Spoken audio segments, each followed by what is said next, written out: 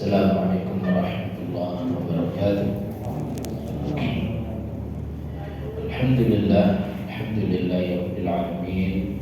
Wassalatu wassalamu ala asyrafil anbiya'i wal mursalin wa ala alihi washabbihi ajma'in. Subhanaka la ilma lana illa ma 'allamtana innaka antal alimul hakim. Rabbi shrah li sadri wa yassir li amri wahlul 'uqdatam min lisani yafqahu qawli. Amma ba'd. Para jemaah sekalian, alhamdulillah hari ini tadi kita telah menyelesaikan puasa pada hari yang ke-26. Mudah-mudahan seluruh ibadah kita semuanya diterima oleh Allah Subhanahu wa taala. Mudah-mudahan kita senantiasa disehatkan oleh Allah Subhanahu wa taala. Selawat serta salam semoga senantiasa tercurahkan pada baginda Rasulullah Muhammad sallallahu alaihi wasallam, keluarganya, para sahabatnya, dan kita selaku umatnya. Jemaah sekalian, saya akan berbicara tentang materinya. Kira-kira ini apa jadi? Manfaat, ya, keuangan ini materinya. Ya.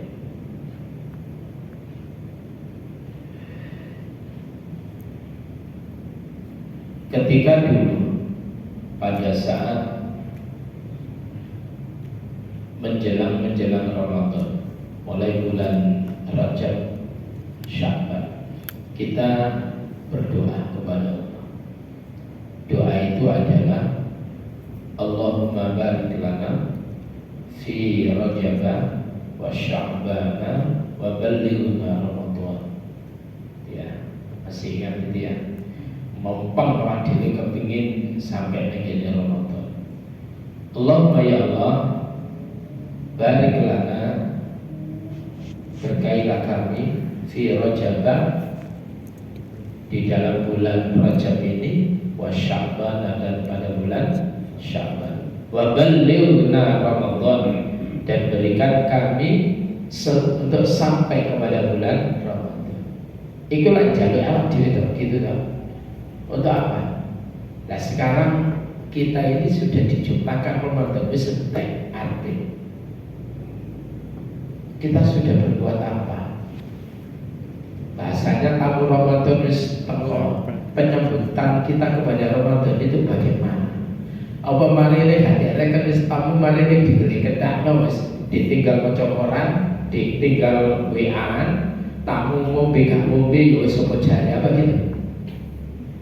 Ramadan itu sudah datang. Seharusnya kemudian kita ini tambah menggebu di dalam beribadah. Duduk malah tambah malas, tahu ya. Bangun tidur lagi, bangun lagi, tidur lagi. Kayak lagu Jebak Basulir itu. Ya Allah. Lah kalau kan kasihan itu tamunya. Jenengan kalau kemudian diarep-arep teko, lalu kemudian begitu datang, lalu kemudian jenengan tidak dilayakan, kira-kira gimana? Masya Allah itu marah. Allah itu marah. Utusannya datang, yang diminta itu sudah datang, tapi kita ini tidak menyambut dengan sepenuh hati. Allah itu marah kepada kita. Berarti pamit, kebayang pamit malah dia seneng. Kira-kira dia Ramadan itu seneng apa susah? Alah gaya sing tenang wae. Seharusnya. Wis mari ini kurang kita wis meneriyo. Ya Allah. Para jemaah sekalian, memang beda. Coba kita lihat para sahabat dulu itu ketika di luar bulan Ramadan Mereka nggak banyak baca Al-Qur'annya, paling sehari cuma 5 sampai 6 juz saja sehari kalau di luar bulan Ramadan. Kalau bulan Ramadan satu hari itu bisa khatam sekali. Dalam sholat malamnya itu adalah selesai satu Al-Quran. Itu adalah cara penyambutan yang luar biasa. Kenapa? Mereka memahami bahwa di dalam bulan Ramadan itu ada hal-hal yang luar biasa, terutama di dalam malam-malam yang terakhir. Nah, malam terakhir umumnya itu adalah ke mall iktikafnya. Wes kadang turun terawih wes budal iktikaf. Mulai topone tutup kain mulai iktikaf pirang jam. Nek kene pon. Terkadang kita iktikaf di masjid teko jam tengah telu atau jam telu. Mari kita arep subuh wis mulai pirang jam. Nah, kira-kira lama mana kita iktikaf di mall dengan iktikaf di masjid? Nah, para jemaah sekalian rahimani wa rahimakumullah. Oleh karena itu, yang harus kita lakukan itu adalah melakukan introspeksi diri. Pada malam yang terakhir ini kita harus melakukan introspeksi diri, koreksi diri. Nah, kalau sekiranya kemudian kita kemarin itu belum menyenangkan Ramadan, ayo malam ini malam yang ke-27, dan 27 itu ada penyebutan di dalam hadis Nabi, itu adalah di antara lain terjadinya Lailatul Qadar. Nah, cuman kemudian aja sampai awak dhewe teko nang kene masjid, barang teko salat tahiyatul masjid, mari golek sendenan. Begitu golek sendenan dari awal sampai kemudian menjelang sahur turun les. Bahkan orang sing kelakere rusak loro. Kelakere rusak. Kae lungguh iso turun loro ambek lungguh. Iku lek gak uline wis entek kelakere rusak. Nah, para jamaah sekalian rahimani wa rahimakumullah. Yang ingin saya tekankan di sini adalah kita sudah melakukan hubungan secara vertikal. Kita dibangun pada bulan Ramadan melakukan hubungan secara vertikal. Tetapi kemudian seharusnya Ramadan itu juga mendidik kita untuk melakukan hubungan secara horizontal, secara baik. Coba kita lihat di dalam hadis Nabi Muhammad SAW. Ini mudah-mudahan kita lakukan. Dan ini itu adalah dilakukan dalam sebuah perusahaan yang besar, namanya Google. Google itu kenapa hingga sekarang itu adalah masih menapaki rating yang tinggi, dan gaji karyawan Google itu luar biasa besar. Ada anak Sidoarjo yang kemudian direkrut oleh Google itu karena kemampuan untuk kemudian meretas yang luar biasa itu, direkrut oleh Google. Gajinya Pak luar biasa dan menyenangkan kerja di Google itu. Tidak ada kemudian persinggungan, tidak ada sikut-sikutan, tidak ada perebutan posisi. Tidak kayak ini partai Pak. Wah, dasar dirasakan sama Pak Sabdo itu. Nah, para jamaah sekalian, apa yang dilakukan di Google itu nanti kemudian konsep Islamnya nanti saya bacakan. Ada seorang namanya Jack Ma. Apa Pak? Tulisannya CHAD. Apa Pak? Baca Pak. Nah, terus Meng. Ya Meng, bukan Meng. Meng. Itu insinyur yang kemudian dia yang men-setting bagaimana Google tersebut itu menyenangkan. Apa yang dilakukan oleh Jack Ma itu? Begitu kemudian karyawan datang, maka kemudian tidak langsung masuk ke ruangan masing-masing, tapi dikumpulin sambil kemudian berdiri dan dianjurkan untuk kemudian saling mendoakan antara satu dengan yang lainnya. Jadi bahasanya tidak sampai apa Pak? Tidak sampai 5 menit, tidak sampai kesuwen Pak 5 menit.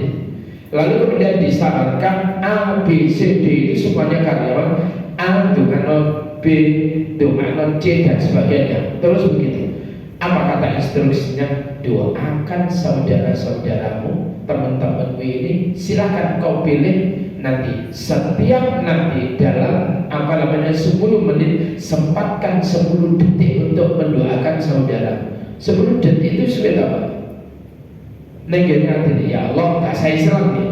Ya Allah, jadikan si A temanku ini hari ini tuntas pekerjaannya dan keluarganya bahagiakan ya Allah, sehatkan semuanya. Itulah. Apa butuh waktu banyak? Tidak. Lalu kemudian si B mendoakan yang lainnya. Nanti dalam setiap 10 menit diajak sapa mau sing durung didongakno. Paham ya? Cuma hati aja, main di hati. Ya Allah, jadi kau model telepati itu Pak. Ya Allah, si fulan ini hari ini sehatkan, keluarganya pun juga gitu, bahagiakan, tuntaskan pekerjaannya. Maka kemudian Google itu menyiapkan tempat istirahat di siang hari. Ada kamar yang khusus untuk bubuk-bubuk siang. Namanya bahasa Islam itu adalah qailulah. Jadi tidur siang sebentar untuk kemudian merefresh. Sehingga apa yang terjadi Pak? Karena masing-masing saling mendoakan, maka tidak ada permusuhan. Yang ada itu adalah saling membantu antara satu dengan yang lain. Nah, coba ini kemudian jenengan terapkan dalam keluarga. Ini jenengan terapkan itu dalam dalam baik itu dalam keluarga kecil kita, dalam kemudian ke RT-an, dalam ke RW-an. Itu kemudian langsung diterapkan di partai. Kira-kira ono pecucuan nggak Pak? Tidak ada. Itu kalau kemudian diterapkan, saling mendoakan kebaikan.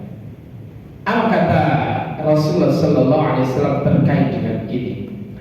Ma min muslimaini yaltaqiyani fayatasafahan. Tidaklah dari dua muslim yang kemudian keduanya berjumpa, fayatasafahani, lalu kemudian keduanya berjabat tangan. Sebelumnya kan mengucapkan salam, assalamualaikum, waalaikumsalam. Lalu kemudian berjabat tangan. Kalau Nabi itu ngajari berjabat tangan, beliau itu rapat Pak, dan beliau yang terakhir melepaskan tangannya. Kalau sudah begitu, apa yang terjadi? Kata Nabi, illa ghufira lahuma qabla an yatafarraqa. Jadi tidaklah dua muslim yang bertemu lalu kemudian berjabat tangan, melainkan akan diampuni bagi keduanya dosa-dosanya selagi keduanya belum berpisah. Paham ya Pak? Luar biasa. Di samping itu tidak ada permusuhan kalau sudah ada jabatan ada jabat tangan tadi Pak. Tapi orang kalau sudah loro hati Pak, dikomen salaman kira-kira apot kebayang apa? Apa dilesi ini Pak? Ngerti dilesi? Dihindari. Coba sahabat kalau ada sakit hati sama orang ini, paksa Mbak, paksa. Harus kita memaksa untuk salam. Kalau sudah mari keenakan di bojo Pak, udah salaman, nanti akan cair sendiri. Sebetulnya kan yang menjadi berat itu kan gengsi kita ini Pak ya. Gengsi itulah penyakit pertama yang kemudian dilakukan oleh iblis pada saat dia nggak mau sujud kepada Adam. Itu sehingga permusuhannya luar biasa. Suatu ketika iblis itu ingin menyatakan taubatnya kepada Allah Subhanahu wa Ta'ala. Apa kata Allah? tak terima. Tapi datangi makamnya Adam itu, sujudkan kepadanya. Apa katanya? Loh ya Rob, lah waktu urip kayak aku gak gelem sujud, lah wis mati lah kok kan sujud. Bahasanya orang Surabaya dan apa? Gak mau Pak, ya itu kamu gak serius. Aku yang memerintahkan, bukan kamu tak perintah untuk nyembah. Tidak, aku yang memerintahkan kamu untuk sujud kepadanya. Tidak mau, gengsi. Wong harus mati loh sih, gengsi Pak. Nah, oke, berikutnya. Para jemaah sekalian rahimani wa rahimakumullah. Di Italia, jadi itu di Perancis itu ada komunitas orang-orang Italia. Di delok itu umurnya dawa-dawa. Gak ono Pak, sakit mati itu gak ono Pak. Tapi umurnya dawa-dawa, minimal itu 75 baru game over Pak. Jadi minimal 75 tahun baru game over. Apa risetnya? Ternyata risetnya itu adalah orang Itali itu adalah membiasakan kalau ketemu bertegur sapa. Bertegur sapa, si hello. Bapak, gimana kabarnya? Ya, dari mana tadi itu? Dari ini, gimana kabarnya anak-anak? Sudah lah, gak usah mampir. Wes mari boleh. Kebiasaan itulah yang kemudian menjadikan cair hubungannya. Tidak ada permusuhan. Kalau saling bertegur sapa. Tapi lek wong gak nyopoan Pak, mencucu ae. Ketemu wong mencucu, gak tau nyopo. Di sapa ora gelem. Orang itu biasanya gak awet Pak. Ngerti? Gak awet. Nanti kemudian darahnya beku, tidak cair. Kenapa? Karena terjadi kebekuan antara satu dengan yang lain. Jadi awak diriku kepingin sehat, maka kemudian yang baik sama orang. Betulnya itu aja konsepnya sehat itu gampang. Susing sumeleh dari wong Jawa kan itu ya, sumeleh sing priman. Coba bahasanya orang Jawa itu Islami Pak itu ya. Lalu kemudian apa? Yang terakhir kata Nabi itu adalah tabassumuka fi wajhi akhika laka sadaqatun. Senyummu di hadapan wajah saudara itu adalah bagimu sedekah. Coba, ada seorang suami mari kerja pulang capek disambut oleh istrinya, apalagi suaminya itu kemudian telepon dulu, Assalamualaikum sayang, walaupun capek-capek itu begitu Pak, sayang. Waalaikumsalam, Masya Allah Papa. Ya, ini Papa mau pulang. Oh iya. Dan itu disunahkan loh Pak itu Pak oleh Nabi. Jadi kalau mau pulang itu ngabari supaya apa? Istri itu siap-siap untuk apa Pak? Untuk seger, tampilannya yang seger. Dan suami biasanya Nabi itu kalau mau pulang nggak langsung Pak, itu mampir dulu di tempat yang ada mandinya, mandi dulu seger, baru kemudian nyampe rumah itu kemudian kondisi fresh. Maka kemudian apa yang terjadi? Kalau sudah begitu, senyum itu yo enak, bojone itu yo ngono. Alhamdulillah, bojoku mulai kerja, semua gerak ya. Ini juga gitu, alhamdulillah aku mulai kerja, bojoku yo semua gerak gitu. Akhirnya kemudian saling kemudian tersenyum. Senyummu itulah yang menjadikan sedekah bagimu. Di samping wong liyane disenyumi ku yo seneng, awak iku dadi seger sehat. Wong lek senyum Pak, senyum yang simetris itu, Masya Allah, loroan Pak. Lewis loroan yo matian. Ya, jadi biasakan. Pokoknya kenapa sih saling mencurigai gak boleh, suudzon gak boleh? Karena itu adalah biang keladi kerusakan masyarakat, biang keladi gak sehatnya kita. Yaitu di dalam Islam luar biasa. Zaman kalau sudah kepingin sehat, udah laksanakan himbauan Rasulullah, himbauan daripada Allah Subhanahu Wa Taala. Insya Allah kita sehat. Nah, para jemaah sekalian, rahimani wa rahimakumullah, Al-Quran, ya, Al-Quran itu mengajarkan kata Allah di dalam surah Al-Hujurat, innamal mu'minuna ikhwatun fa aslihu baina akhwaykum wattaqullaha la'allakum turhamun. Luar biasa. Jadi luar biasa, innamal mu'minuna ikhwah, sesungguhnya sesama orang-orang yang beriman itu saudara, seperti saudara kandung, bahkan lebih kuat Pak.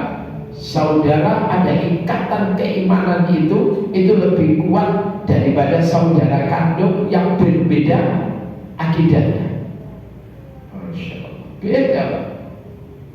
Maka kemudian tugas kita, fa aslihu baina akhwaykum.